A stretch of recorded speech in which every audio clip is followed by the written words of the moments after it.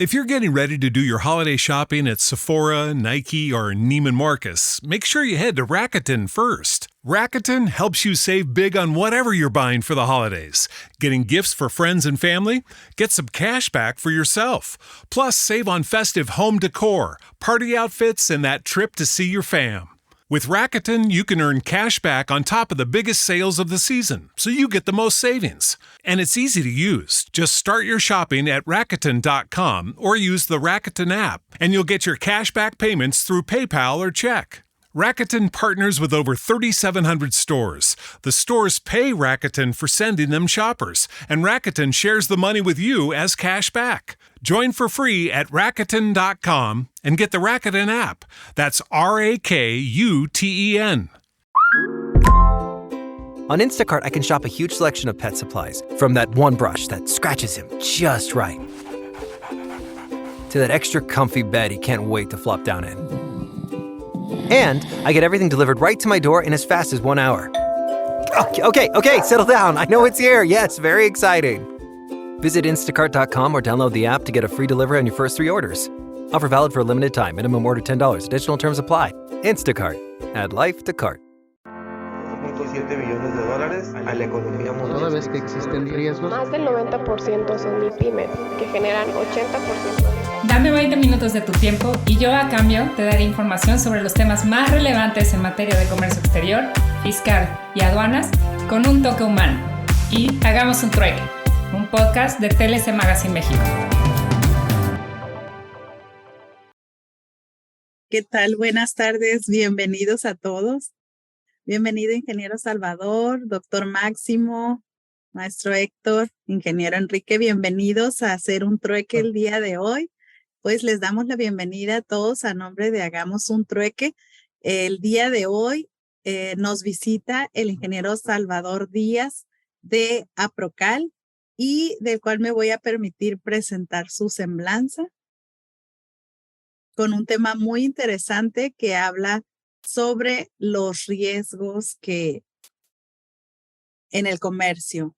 El ingeniero Salvador Díaz Espejel es ingeniero mecánico por la Universidad Autónoma de México, con maestría en planeación y sistemas en la Universidad de La Salle.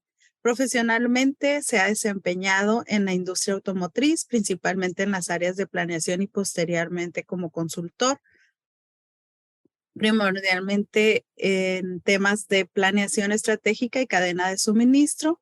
Colabora con Aprocal, que es la Asociación de Profesionales en Compras, Abastecimiento y Logística AC, desde su fundación en 1999 y actualmente como secretario de la mesa directiva, al cual le damos una gran bienvenida. Por ahí no sé si... no tenemos dato peque el día de hoy, entonces, bueno, pues le vamos a comentar. Ya le había platicado yo, ingeniero, que es una sesión de aproximadamente 1 hora en donde los primeros 45 minutos usted tiene la palabra y después lo dejamos para sesión de preguntas y respuestas.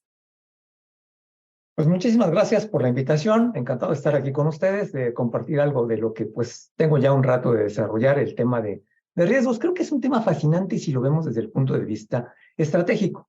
Cuando lo vemos desde el punto de vista operativo, obviamente es muy importante, pero a lo mejor no es tan fascinante, ¿verdad? A lo mejor es más bien preocupante. Pero creo que desde el punto de vista estratégico podemos hacer muchas cosas, y eso creo que es lo interesante. Entonces, mi plática de estos, como decía la doctora, 40 minutos, tendrá ese enfoque, el enfoque estratégico. Si me permiten, entonces voy a compartir en la pantalla el material que tengo preparado, y voy a desconectar mi cámara por aquello de que el ancho de banda por aquí no está muy bien.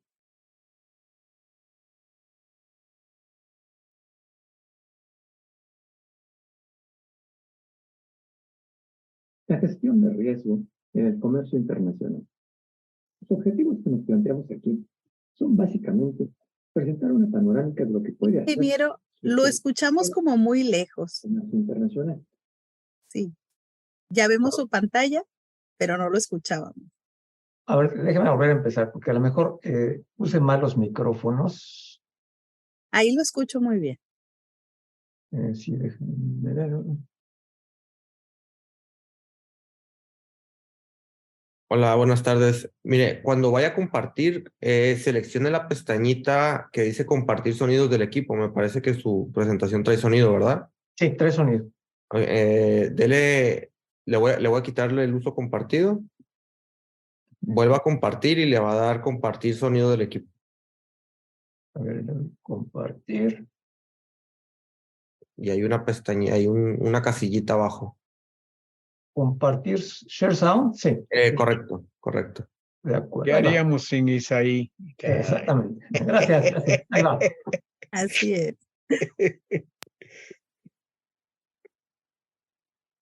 Ahora sí.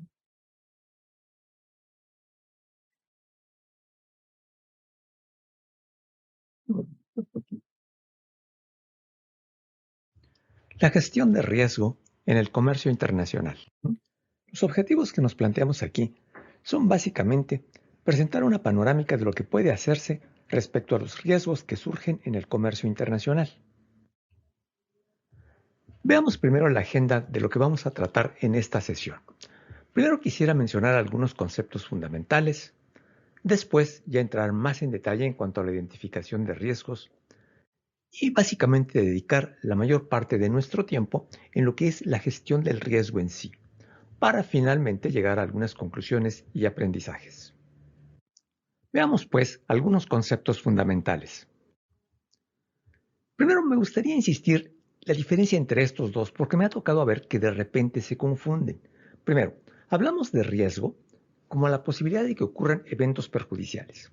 Por lo tanto, estamos diciendo, por definición, que esto es negativo. En cambio, cuando hablamos de incertidumbre, nos referimos al grado de desconocimiento de lo que podría ocurrir. Por lo tanto, no estamos diciendo que sea ni negativo ni positivo. Simplemente estamos diciendo que no sabemos qué puede pasar. Después, vulnerabilidad, también llamada volatilidad. Este concepto se refiere al nivel de impacto de lo que podrían causar los efectos de los riesgos, ya sea en la empresa o específicamente, como vamos a hablar en este caso, en su cadena de suministro. Y cabe recalcar que obviamente esto es todavía más significativo cuando la cadena de suministro tiene un componente de comercio internacional. El último concepto que quisiera yo mencionar, el nivel de turbulencia. Es un concepto que me parece muy interesante, que lo propuso este señor, el doctor Igor Ansoff. Él fue uno de los padres de la planeación estratégica y yo tuve la enorme fortuna de tomar una conferencia con él, más o menos en el 1990, por ahí así. Una persona sumamente interesante. Este concepto que él propuso mide el dinamismo del entorno, es decir, qué tan frecuentes, profundos o sorpresivos son los cambios en un sector, en un tipo de negocio, por ejemplo. Y él habla de una escala o propone una escala de 5 niveles. Lo interesante es, ¿para qué sirve esto? ¿Para qué lo podemos utilizar? Bueno, si sabemos más o menos qué tan turbulento es el tipo de negocio en el que estamos trabajando, el tipo del sector con el que estamos operando, vamos a tener más idea de esperar más o menos riesgos. Y así podemos ver algunos de los ejemplos más típicos. Él nos habla de sectores maduros, por ejemplo la minería y la agricultura tradicional, con un nivel de turbulencia bajo, que puede ser del orden del número 2. Recuerden que estamos hablando de números desde el número 1 hasta el número 5. Aquí hablaríamos del número 2. Luego tendríamos lo que serían sectores medianos, por ejemplo los electrodomésticos o los alimentos procesados. Este es un nivel de turbulencia mediano, número 3, por ejemplo. Y luego tendríamos los sectores de alta tecnología, con un nivel de turbulencia alto, ya 5, como la biotecnología, la robótica, la inteligencia artificial, etc. Esto quiere decir que todo el tiempo están cambiando y que los cambios son muy grandes. Y bueno, si nos referimos específicamente en la logística, pues casi que por sentido común, podemos pensar que a mayor distancia hay mayor turbulencia y que mientras más variables involucradas, pues también tenemos mayor turbulencia. Por ejemplo, si hablamos del número de involucrados en el proceso, empresas quizás, o personas, de los países por los que atraviesa nuestro cargamento, pues obviamente mientras mayor sea este número, pues mayor nivel de turbulencia vamos a tener. Y esto se va a traducir en que estamos corriendo mayores riesgos. Y bueno, aquí dejaríamos la parte, digamos, teórica de algunas definiciones para entrar ahora sí en la identificación de los riesgos. ¿Cómo le hacemos para identificar los riesgos? Bueno, de entrada podemos decir que podemos tener estas dos grandes ramas como clasificación muy general, los estratégicos y los operativos. Los estratégicos normalmente tienen impactos muy profundos, aunque generalmente no de inmediato. No necesariamente, pero generalmente no ocurre tan rápidamente. En cambio, los operativos, normalmente su impacto no es tan profundo, más bien puede ser leve o medio, pero generalmente sí es inmediato o de corto plazo. Ahora bien, ¿de dónde provienen los riesgos? Bueno, si vemos a la empresa, primero la empresa en general, pues diríamos que provienen desde luego de su cadena de suministro, pero también pueden venir de su posición financiera, de su entorno en general, de su ambiente laboral específicamente, del mercado o de la forma como opera.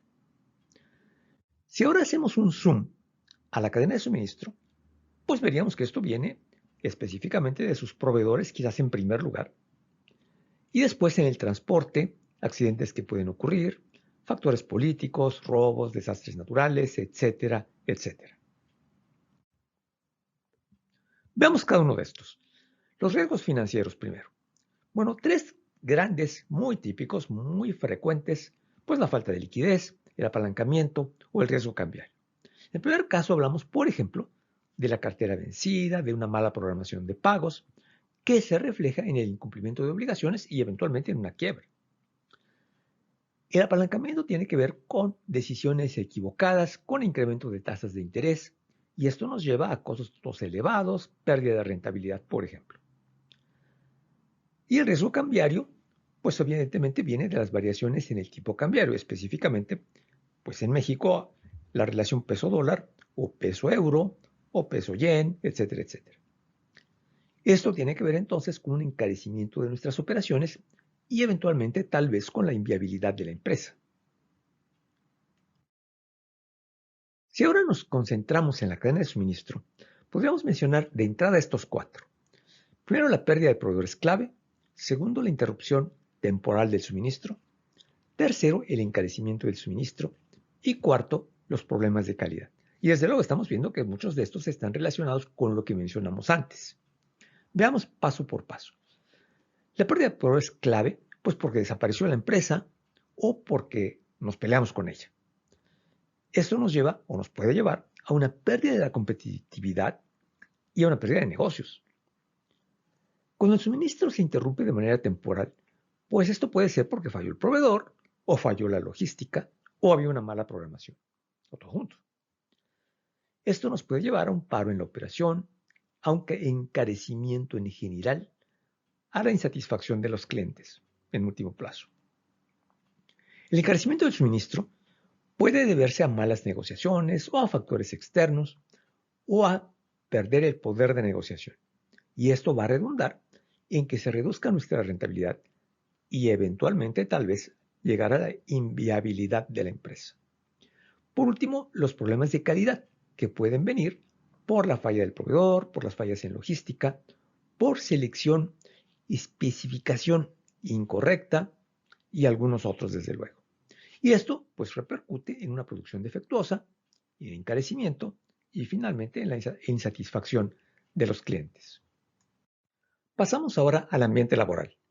Aquí podríamos hablar, por ejemplo, de la pérdida del personal clave, de huelgas, de daños en activo físico, de la propiedad intelectual o del clima laboral en general. Veamos cada uno. Primero, la pérdida de personal clave, pues por ejemplo por renuncia o por accidente.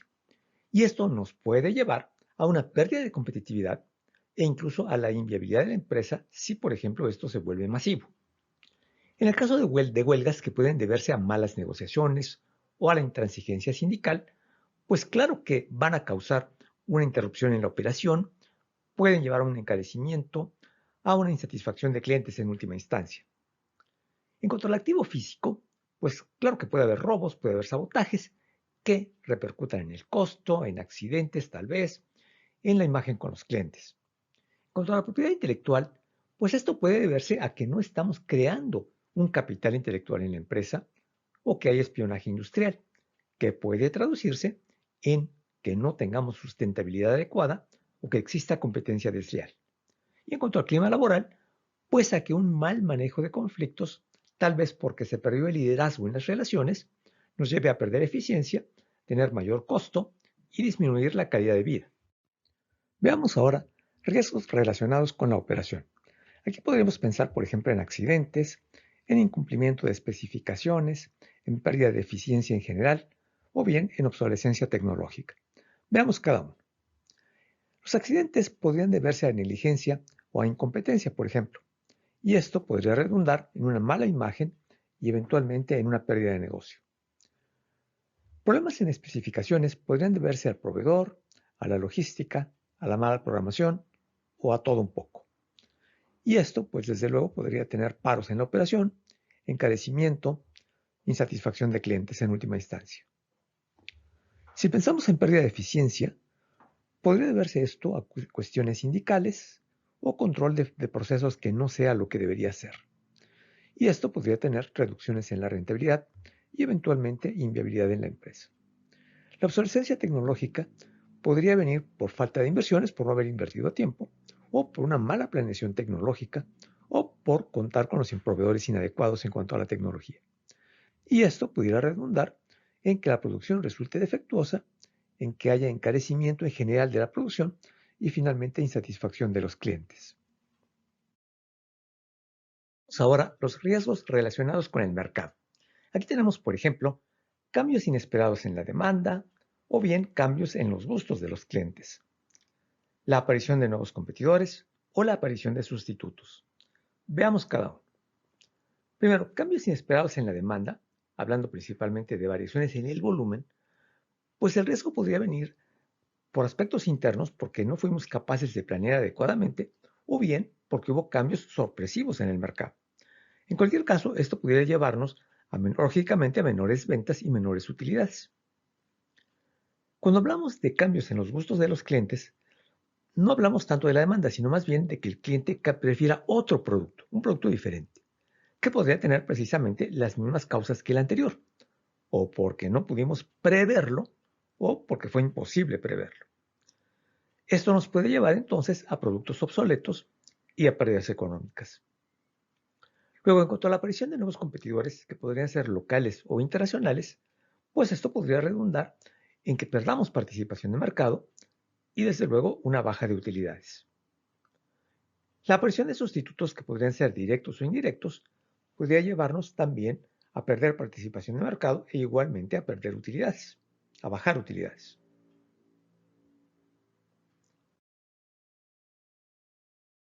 Veamos ahora el entorno. Aquí hablaremos de legislación, de grupos de presión, de aspectos políticos y de aspectos sociales. Por ejemplo, en cuanto a legislación, pues desde luego puede prohibirse algo de lo que estamos importando, algún componente, alguna materia prima que necesitamos, pueden variar los aranceles, pueden generarse nuevos impuestos. Y desde luego, pues todo esto repercute en pérdidas económicas. En cuanto a grupos de presión, pues podrían ocurrir boicots, podrían ocurrir interferencias, y esto a todo lo largo de nuestra cadena de producción. Aspectos políticos, pues desde luego puede haber presiones, puede haber cambios en prioridades, pueden desaparecer subsidios, por ejemplo, y todo esto finalmente puede redundar en pérdidas económicas. Y por último, en aspectos sociales, podrían de alguna manera haber presiones o inestabilidad laboral que desde luego llevara a mucho de lo que hemos venido diciendo hasta ahorita. Un poco resumiendo, habiendo ya visto de dónde pueden venir los riesgos y de qué manera nos pueden impactar, veamos un poco para recalcar lo que decíamos hace un rato, cómo mientras más países o regiones atraviesen nuestro proceso productivo, nuestra cadena de suministro, quiero decir, pues obviamente tenemos una mayor turbulencia. Lógicamente, tenemos un proceso en donde un cliente coloca un pedido a un proveedor y el proveedor entrega. Pero mientras más países o regiones atravesemos, pues claro que surgen riesgos que tienen que ver con la cultura, diferentes culturas, con los idiomas, con los almacenes, el transporte, las aduanas, la legislación, y todo esto está generando diferentes riesgos. Un poco resumiendo, habiendo ya visto de dónde pueden venir los riesgos y de qué manera nos pueden impactar externos, es veamos un poco para recalcar el entorno. Lo que decíamos hace un rato, nos detengamos un momento en este mientras más países o regiones atraviesen nuestro proceso, una empresa tiene nuestra cadena de suministro, microentorno, podemos considerar un microentorno por sus clientes, proveedores, competidores y su ambiente proceso. Se está confundiendo, se está metiendo doble. Se está duplicando el sonido. Se está duplicando el sonido. Claro que surgen riesgos que tienen que ver con la cultura, con los idiomas, con los almacenes, el transporte, las aduanas, la legislación, y todo esto está generando diferentes riesgos. Ahí está bien.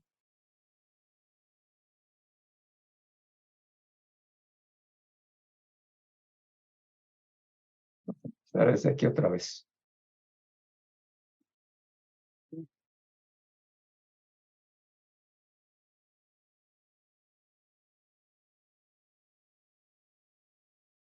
Laboral inmediato y tiene un macroentorno en donde está la macroeconomía, en general la política, sociedad, legislación y tecnología.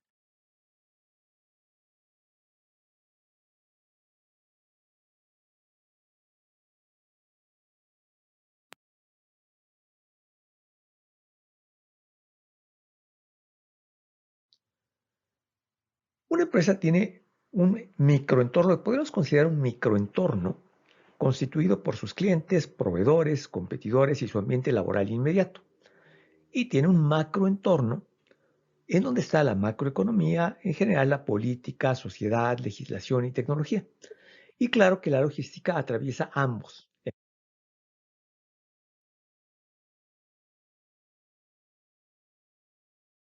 El microentorno y el macroentorno. Para evaluarlo, la mejor herramienta es el análisis de vulnerabilidad. Esto parte de preguntar cuáles son los pilares fundamentales de nuestra empresa, de nuestra cadena de suministro. ¿Qué puede ocurrir que los dañe? Y la metodología es identificar los posibles eventos dañinos para determinar la probabilidad de ocurrencia y entonces poder definir acciones.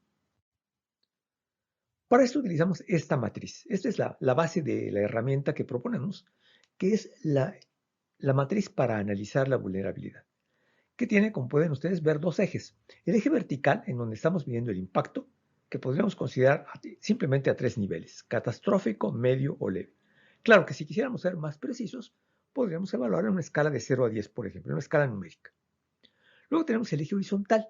Aquí queremos medir la probabilidad, que otra vez a nivel, digamos, un poco grueso, podríamos decir simplemente baja, media o alta. Pero, desde luego, podríamos medirla también con mayor precisión, pues en escala de 0 a 10, en porcentaje de probabilidad.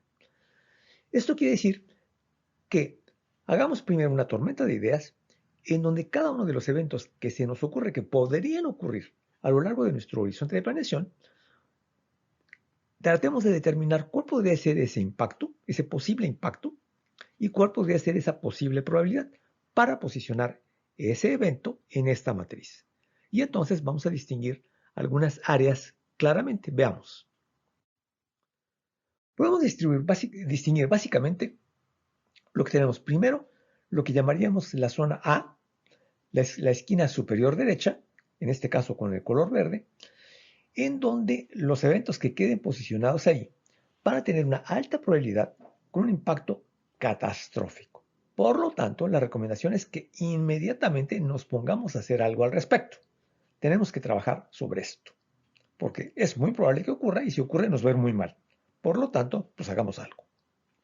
Luego tenemos todavía arriba, pero del lado izquierdo, lo que llamaríamos la zona D, en donde la probabilidad es baja. Sigue siendo catastrófico, pero la probabilidad ahora es baja. Aquí lo que digamos es, bueno, pues hay que incluir planes de contingencia. Es poco probable que ocurra, pero si ocurre, te va a ir muy mal. Por lo menos prepárate, por lo menos que estés preparado para saber qué hacer si ocurre. Luego tendremos la zona C, en este caso la naranja, en donde la probabilidad es alta, pero el impacto puede ser leve. Bueno, aquí lo que podríamos hacer es pues tomar previsiones. Por ejemplo, presupuestar. Si esto ocurre, exactamente probable que ocurra, no es muy grave, pero bueno, pues simplemente puedo destinar una partida de su presupuestal para que si ocurre, pues simplemente lo actúo y ya. Y por último tendríamos la zona D, la amarilla, en donde la probabilidad es baja con el impacto leve, o también lo que queda en medio, la zona E, que es un poquito, digamos que indeterminado. Y en ambos casos la sugerencia sería monitorear. No sabemos mucho de lo que puede ocurrir, en medio sobre todo. Bueno, simplemente estemos pendientes a ver si lo que quedó posicionado, el evento que quedó posicionado aquí, se mueve hacia alguna de las esquinas para entonces sí tomar acciones. Para precisar lo que acabamos de decir, veamos rápidamente algunos ejemplos más concretos. Veamos el caso A. Pensemos en que el transportista del cual dependemos totalmente, nos enteramos de alguna manera que está a punto de fallar, de colapsarse. Bueno, pues inmediatamente tenemos que contratar a otro transporte, pero ya. En el caso B, en la zona azul, bueno, podemos pensar que es probable, pero no muy probable, que ese transportista falle. Bueno, simplemente empezamos a identificar qué otro transportista podríamos contratar en su lugar o para complementarlo. No lo vamos a contratar ahorita, pero estamos listos para hacerlo en el momento en que quede claro que tenemos que hacerlo y no perdamos tiempo buscándolo. Luego tendríamos en la zona C, en la zona naranja, decíamos, bueno, lo que a ustedes se les ocurra relacionado con bueno, a lo mejor este transportista va a necesitar alguna ayuda porque anda mal financieramente, pero es muy bueno, trabajamos con él. Bueno, tengamos lista una partida presupuestal para apoyarlo si fuera el caso y que no pase nada. It's time for another season of The Palmetto Porch, an original podcast from Discover South Carolina. I'm Devin Whitmire. Join me as I get to the heart of what makes South Carolina such a great place to visit by speaking to the locals who make it so special. Premiering December 5th, find The Palmetto Porch wherever you get your podcasts. And for more information about our show, visit scpalmettoporch.com. Entré. Mañana vamos a jugar para mantener el arco en cero. Y hoy venimos a ganar por goleada. Hay un colchón de Mattress Firm y por eso te levantas más optimista. Obtén ofertas increíbles ahora mismo en la venta y liquidación anual de Mattress Firm. Ahorra hasta 60% en Sealy y obtén una base ajustable gratis, con entrega gratis y rápida. ¡Vamos, equipo! No te la pierdas. Mattress Firm. Se aplican restricciones. Ver tienda para más detalles. Y como decíamos, aquí pues simplemente estamos monitoreando. No sabemos qué puede pasar con este transportista porque no lo conocemos demasiado bien, pues entonces habrá que conocerlo. No es tan grave porque pensemos que en este caso no dependemos de él. En este caso podríamos pensar que tenemos a varios transportistas, pero específicamente este en particular, pues quisiéramos tener más información. Bueno, empecemos a monitorearlo con mayor precisión. Otra herramienta que tiene que ver con el monitoreo del entorno es la inteligencia competitiva, que es también una herramienta muy poderosa. Aquí estamos hablando de la capacidad para recopilar, analizar y utilizar información de manera sistemática, ya sea sobre los competidores, sobre los clientes o bien sobre cualquier otro factor del mercado que contribuyan a la ventaja competitiva de la empresa. Esto nos ayuda a comprender el entorno, las oportunidades y los desafíos que existen. Aquí tenemos una definición más precisa, digamos más formal, de lo que es la inteligencia competitiva, que podríamos definir como un proceso estructurado, legal y ético, diseñado para reunir, analizar y distribuir datos o información sobre competidores actuales y potenciales. La clave está en transformar los datos recogidos en información útil para tomar decisiones, es decir, para crear conocimiento que podamos aprovechar para tomar decisiones. Y vale la pena insistir que no se trata de ninguna manera de hablar de espionaje. Se trata de un proceso ético diseñado para analizar y construir conocimiento al respecto. En resumen, aquí estamos terminando lo que es la identificación de riesgos. Cabe señalar que no hemos tratado de hacer un análisis exhaustivo, Más bien hemos tratado de destacar algunos aspectos relevantes con ejemplos, porque este es un tema sumamente complejo, muy amplio, y apenas en realidad estamos viendo la puntita del iceberg. Vamos a dejar aquí esta parte para empezar a ver, ahora sí, qué hacemos con los riesgos que ya identificamos, cómo le hacemos para empezar a gestionarlos. Ya hemos dicho que no podemos vivir sin riesgos. Veamos entonces qué es lo que podemos hacer para gestionarlos, que es lo importante finalmente. Un poco manera de contexto, quisiera recordar los objetivos que tenemos en la logística y desde luego en el comercio internacional. Diríamos que el principal es maximizar la eficiencia, hablando de tiempos y del costo total. Pero esto no puede ser a costo de lo que sea, a cualquier precio, porque tenemos que tener un balance con la satisfacción del cliente interno y la satisfacción de nuestro cliente final. Ahora bien, hay que entender que los objetivos pueden ser diferentes cuando estamos en una situación bajo certeza o cuando estamos en una situación bajo incertidumbre. En primer caso, cuando estamos bajo certeza, se trata desde luego de optimizar el resultado. Por ejemplo, maximizar la rentabilidad, minimizar el tiempo de entrega, satisfaciendo, desde luego, cubriendo la satisfacción de los clientes. Pero en cambio, cuando estamos en el caso de una situación bajo incertidumbre, tendríamos que balancear positivos y negativos. Por ejemplo, entre la eficiencia y el riesgo. Cuando hablamos de gestionar el riesgo, nos referimos a acciones proactivas para evitar, limitar, disminuir, cubrir o transferir o bien distribuir. Vamos a ver cada uno de estos. E insisto que aquí estamos hablando de acciones proactivas. Todo esto es lo que quisiéramos hacer antes de que el riesgo que prevemos se haga realidad. Evitar. Esto se refiere a impedir que ocurra el riesgo que se está vislumbrando. Por ejemplo, podríamos escoger una ruta A que es muy rápida, es muy corta, pero que es altamente probable que nos asalten o que haya un accidente por el tipo de terreno. O bien podemos escoger una ruta B que, a pesar de que sea más larga y más costosa, pues hay muy pocas probabilidades de que nos asalten. ¿Cuál queremos? ¿Qué decisión tomamos? Limitar.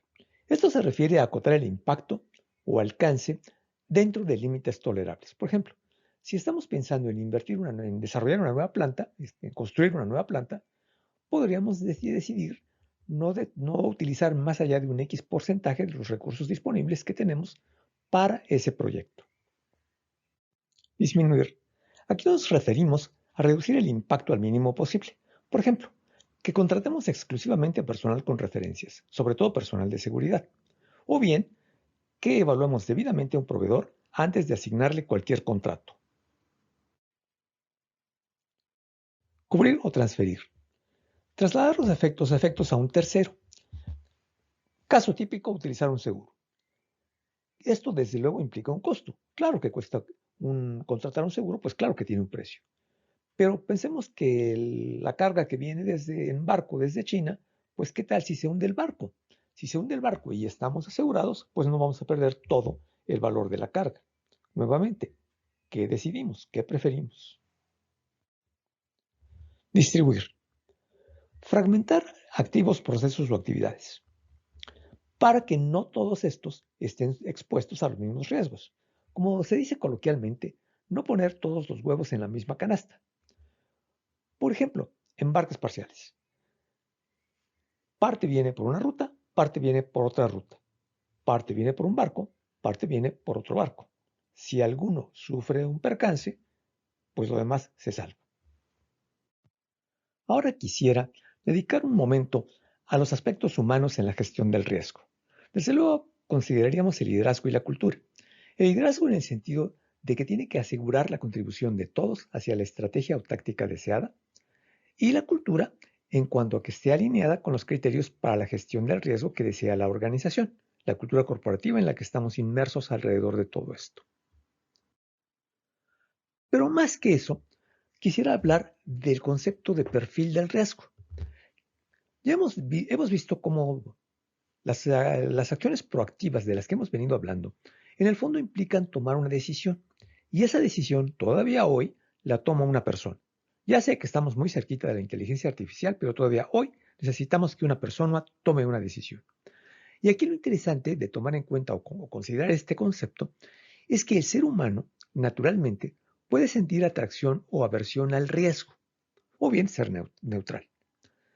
Y es importante entonces que identifiquemos cuál es esa tendencia natural para aprender a manejarla y aprovecharla, tanto para nosotros mismos en primer lugar, pero también para quienes toman las decisiones, para entenderlos y para ayudarlos a que las tomen adecuadamente. Decíamos que el perfil de riesgo tiene que ver con la posición de que cada quien asume cuando se enfrenta a un riesgo. Y esto depende de qué tanto está involucrado, de lo que esté involucrado. Y además de una situación particular o temporal, por ejemplo, el estado de ánimo de nosotros o del que toma la decisión. En ese sentido, lo que llamamos el perfil de riesgo, lo que se llama el perfil de riesgo, muestra esta tendencia normal o natural dependiendo de lo que está involucrado. Diríamos que gusto por el riesgo, una persona que le agrada el riesgo, es alguien que disfruta arriesgando y que normalmente es extrovertido. Mientras que una persona que siente aversión al riesgo de manera natural es aquel que prefiere lo seguro, en general es conservador, con frecuencia es introvertido. Y también pudiéramos pensar en que haya personas neutrales, en ese sentido, en que tus decisiones se tomarían en base al valor esperado, es decir, a lo que matemáticamente se puede calcular que va a pasar. Pero esto suele ser raro. Normalmente estamos orientados más hacia el riesgo o más alejándonos del riesgo. Difícilmente caemos de manera natural en la neutralidad. Esto podemos representarlo en esta gráfica que quizás no es muy fácil de entender. Lo que queremos decir aquí es que si comparamos cuál es el impacto de la decisión que voy a tomar, si las consecuencias de esa decisión son altas, medias o bajas, en comparación con cuál es mi sensación ante el riesgo. ¿Me gusta el riesgo? ¿Soy neutral? ¿O soy averso al riesgo? Si estamos, por ejemplo, pensando en que voy a arriesgar el valor de mi casa para comprar un billete de lotería, sería yo totalmente gustoso por el riesgo. Este es el típico que se va a Las Vegas a gastar hasta lo que no tiene. En el otro extremo tendríamos el que lo piensa muchísimo para gastar 10 pesos en un billete de lotería, porque no le interesa perder su dinero. Y en medio, la línea roja, tendríamos lo que es, digamos que el valor esperado. Lo interesante de esta curva de forma de S es que cuando es muy importante lo que estamos arriesgando, tenemos un cierto perfil. Cuando es muy bajo lo que estamos arriesgando, tenemos otro perfil. En otras palabras, sí podemos, cualquiera de nosotros quizás estuviera dispuesto a arriesgar 100 pesos en una rifa. Porque 100 pesos podemos decir que no hay problema. Si pierdo esos 100 pesos no hay problema. Pero en cambio no me voy a arriesgar a perder a mi casa, aunque la recompensa pudiera ser muy elevada. Entonces, en los extremos está claro. En un extremo me puede gustar el riesgo porque no pierdo mucho. Pero en el otro extremo, si lo que se involucra es muy grande, simplemente no le entro. Y en medio pudiera yo ser neutral. Este concepto, que a lo mejor es un poquito complejo, explica mucho de cómo tomamos decisiones ante el riesgo. Y precisamente estamos hablando de tomar decisiones. Entonces, vale la pena que entendamos un poquito más de cómo se toman las decisiones para hacerlo de la mejor manera posible.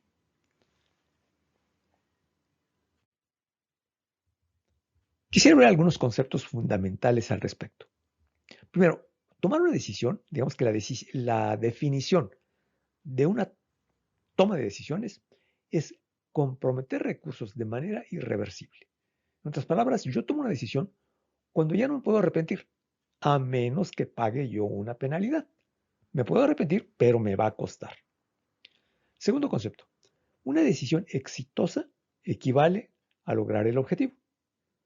Puede haber buenas decisiones con malos resultados y malas decisiones con buenos resultados. Por ejemplo, si yo compro un billete de lotería y me saco la lotería, diría que ese es un caso típico en donde una mala decisión tuvo un excelente resultado. ¿Por qué mala decisión? Pues porque la probabilidad de sacarme la lotería era mínima.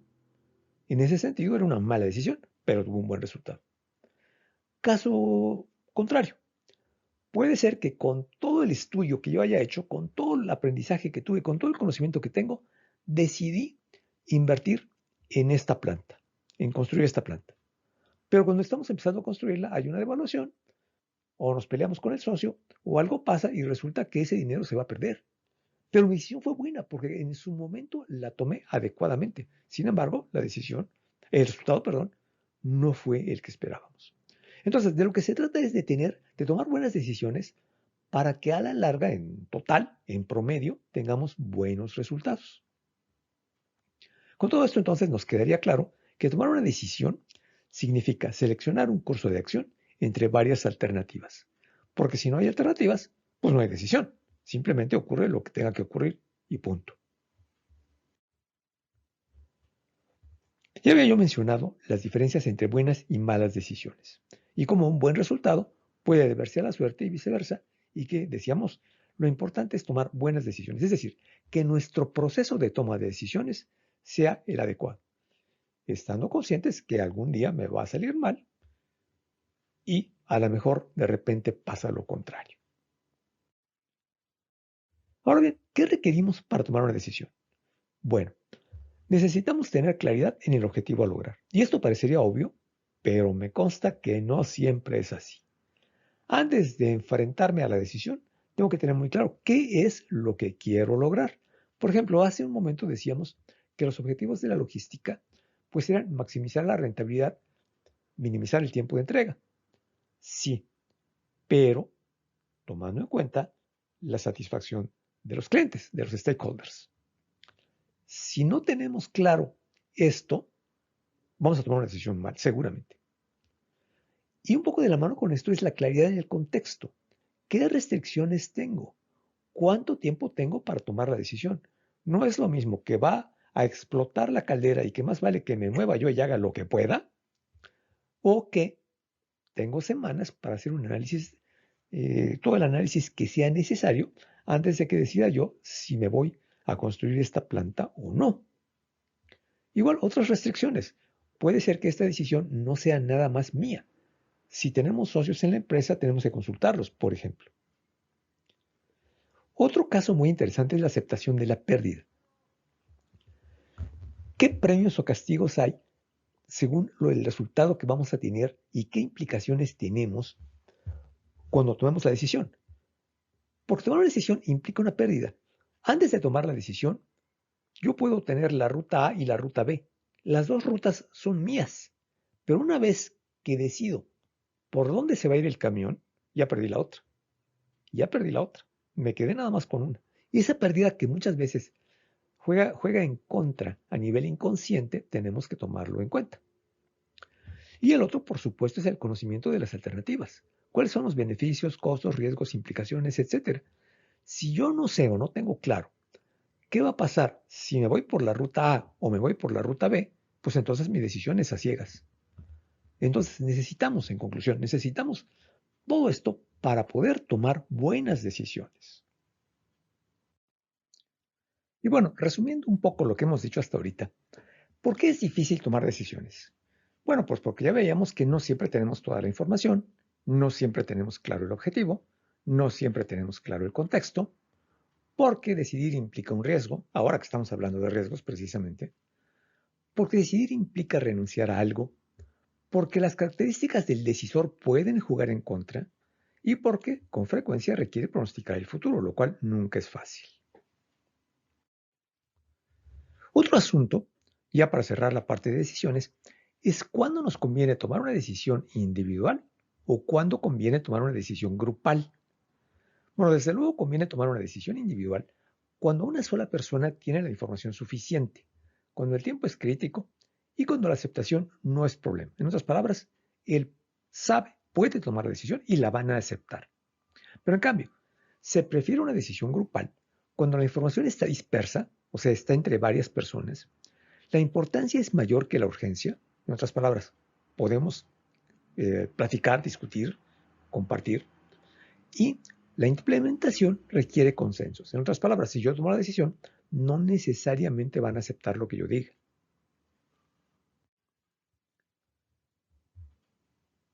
Bueno, ya hemos dicho la diferencia de objetivos cuando estamos en situaciones bajo certeza o bajo riesgo, etc. Veamos la parte de decisiones. ¿Qué pasa con los diferentes tipos de condición? Cuando estamos en una decisión bajo certeza, ya habíamos dicho que se trata de maximizar resultados. Y esto normalmente ocurre del corto al mediano plazo y pues pudiéramos utilizar o nos conviene utilizar un análisis cuantitativo, meter números. Pero en cambio, cuando estamos en decisiones bajo riesgo o incertidumbre, lo que necesitamos es balancear riesgos contra resultados esperados. Y esto suele llevarnos a mediano o largo plazo y requerir tipos de análisis tanto cuantitativo como cualitativo. Pero en cambio, cuando estamos en una crisis, de lo que se trata es de asegurar la supervivencia. Normalmente es muy corto el plazo y más bien utilizamos el análisis cualitativo, un poco cuantitativo a veces y mucho intuitivo. Y finalmente, si es una emergencia, si va a explotar la caldera, pues se trata de una supervivencia inmediata, el ámbito es inmediato y el análisis es intuitivo. Haz lo que puedas, como puedas, pero ya. Lo interesante es que no nos confundamos, que no hagamos esto que acabo yo de decir cuando estamos en una situación bajo certeza y viceversa. Si va a explotar la cartela, no te pongas a analizar cuánto tiempo falta y cuánto van a resistir los remaches. Tenemos que saber en dónde estamos y actuar en consecuencia. En ese sentido, factores críticos para la toma de decisiones. Pues un poco es lo que acabamos de decir. Que estemos seguros de que el contexto sea neutro verdadero, que tengamos claros los objetivos, que tengamos información necesaria, no demasiada para no ahogarnos en información, que tengamos la conciencia y manejemos nuestros propios sesgos y que entendamos las motivaciones de los demás. Los grandes errores, hablando de la toma de decisiones, pues que no decidamos a tiempo o que involucremos asuntos personales de manera consciente o inconsciente, en otras palabras, distorsiones. O bien, confundir o equivocar objetivos, contexto o limitaciones, no tomar en cuenta las limitaciones que existen. Veamos ahora otro modelo de riesgo, para el manejo del riesgo. Pensemos aquí, por ejemplo, simplemente como ejemplo, ¿qué pasa cuando hubiera o qué podría pasar para que se interrumpa el suministro? Y por otro lado, pudiéramos pasar qué pasa en cambios inesperados en la demanda. Bueno, decíamos que tendríamos que tener un balance, parte objetiva, parte subjetiva, llevar a una evaluación y finalmente seleccionar, es decir, tomar una decisión.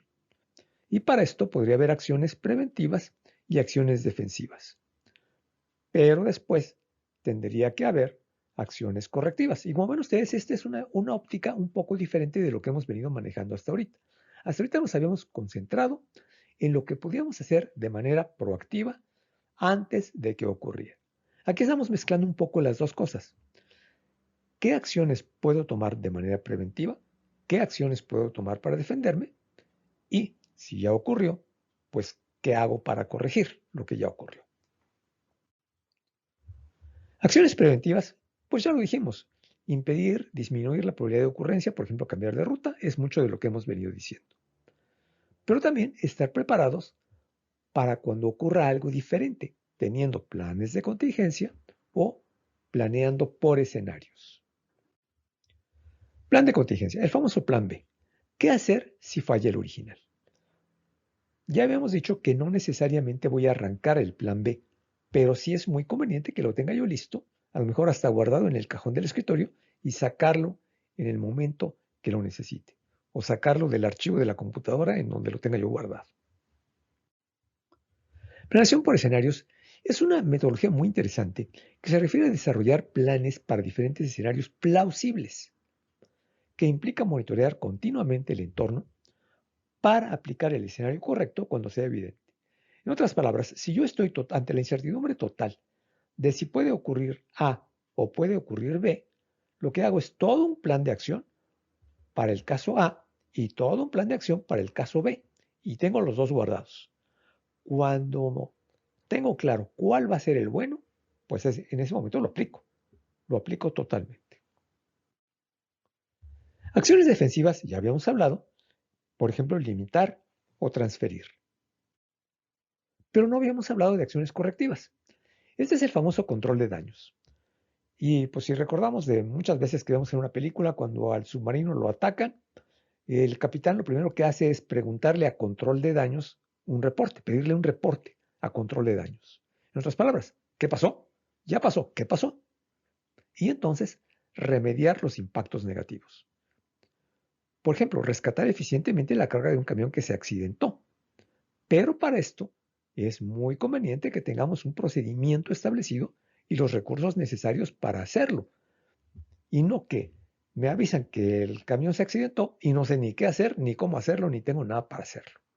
Esa es la gran diferencia. Y bueno, con esto terminaríamos lo que quería yo mencionar al respecto y vamos a ver qué conclusiones y aprendizajes podríamos sacar de todo esto antes de pasar a una serie de preguntas y respuestas. Primero lo que dijimos al principio. En el mundo empresarial no es ni posible ni conveniente el no correr riesgos. Lo importante es tomarlos de manera inteligente, consciente y responsable. Y esto implica tomar decisiones que sean correctas y oportunas. Y por eso hicimos tanto énfasis en el proceso de toma de decisiones. A manera de conclusiones finales, podemos decir que lograr los objetivos, los más importantes objetivos, implica aceptar riesgos. Porque ya decía yo, el que no arriesga no gana. Pero hay que aceptar los riesgos de manera consciente, con conocimiento y sobre todo gestionarlos adecuadamente. Y por supuesto aprender de estos para el futuro, para que la próxima vez estemos mejor preparados y nos peguen menos. Por último, simplemente quisiera mencionar que APROCAL, la Asociación de Profesionales en Compras, Abastecimiento y Logística, AC, es un organismo gremial fundado en 1999 que representa a México ante la International Federation of Purchasing and Supply Management, la IFPSM, y aquí tienen ustedes los datos del contacto para cualquier duda o aclaración. Y entonces, pues ahora sí estaríamos listos para preguntas y respuestas. Por lo pronto, muchas gracias. Bueno, pues sí, se les va a compartir y recuerden, bueno, antes de cualquier cosa, si me permite entregarle su reconocimiento por hacer un trueque con nosotros.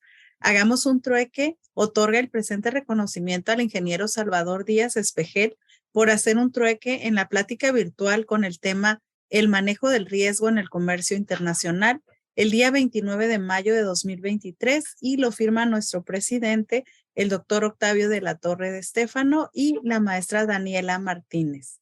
Muchas gracias, ingeniero, por este trueque que hizo hoy con nosotros. Gracias a ustedes, muchas gracias.